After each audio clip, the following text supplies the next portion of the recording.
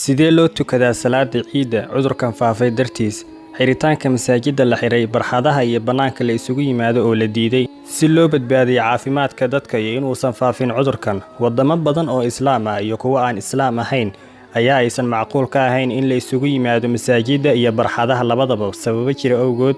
Diinta Islaamka ee wanaagsan waa inay isku yimaadaan dadka oo ay farxadda wada qaybsadaan.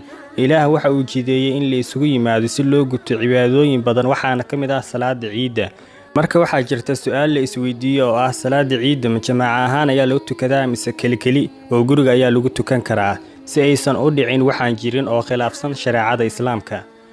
Muuqaalkan waxaan kuugu soo gudbin doonaa sidee guriga loogu tukadaa, maxaa sameynaysaa salaada ciida ka hor, waqtiga salaada ciida la tukanayo, sidee salaada ciida guriga loogu tukadaa, sidee ayaad u safaysaa dadka si ay kugula tukadaan adiga oo ilaalinaya rugniyada salaada. Iska ilaali inaad geshid khalad qaabka guriga loogu tukanayo salaada ciida. Marka ay dhacdo in la diido in salaada lagu tukado bannaanka mise masaajidada sida hadda cudurkan koronaha oo kale, aan ka bilowno xukunka salaada waa sida qof ay dhaaftay salaada jamaacada oo kale sida uu u tukanayo kaligiis. waxaa cadeen oo xadiiska uu wariyay Anas bin Malik Allah ka raali noqde. Marka sidaa darteed waa salaad waqtigeeda lagu tukanayo, ku tuko jamaaco ama kaligaa sida aad doonto. waa tukan kartaa khudbad la'aan. Waqtiga salaada ciida waa qorraxda marka ay soo baxdo ama 15 daqiiqo qorrax soo baxa kadib. Salaada ka hor maxaa sameynaysaa? waad qubaysanaysaa oo waad iscarfinaysaa, caruurtaadana waad carfinaysaa oo waad qurxinaysaa. dharka kuwa ugu quruxda badan ayaad xiranaysaa, udgoonka kuwa ugu udgoonka badan waad marsanaysaa. balse ka hor inta aadan ku istaagin meesha aad ku tukanaysid waxaad cunaysaa timir. adiga iyo reerkaaga marka salaada la gaaro waxaad galeysaan saf. salaada ciida wax aqin ah ma lahan, waxaad saf u galeysaan sida salaadaha kale loo galo safka. salaada ciida waa 2 ragcadood, kadib waxaad dhahaysaa Allahu Akbar 6 jeer, kadib akhri al-Faatixa iyo Sabbixisma iyo al-A'la. haddii aadan aqoonina waxaad taqaanid akhri.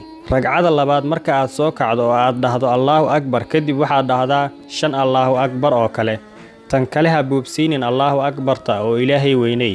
marka aad salaada ciida ee aad guriga ku tukatay ka baxdid ma lahan khudbad, khaladna inaad ku dhacdo iska ilaali. cibaadadu waa shay uu Ilaahay soo dejiyay, waxna laguma daro waxna lagama dhimo, sidaa darteed sharciga ay leedahay raac. ومن يطع الله ورسوله فقد فاز فوزا عظيما. iska ilaali inaad gasho khalad si aadan u waayin ajirkaaga. ha dhafrin si aysan kuu dhaafin salaada subax ama salaada ciida. waxaa ka mid ah sunnada nabiga naxariis iyo nabadgelyo korkiisa ahaatee isqurxinta, iscarfinta, cunida timir iyo takbiirta. ugu hambaliye qaraabada waxyaabaha la iskula xiriiro. ha goynin qaraabada iyo asxaabta intaba ay u hambaliye maalmaha ciida.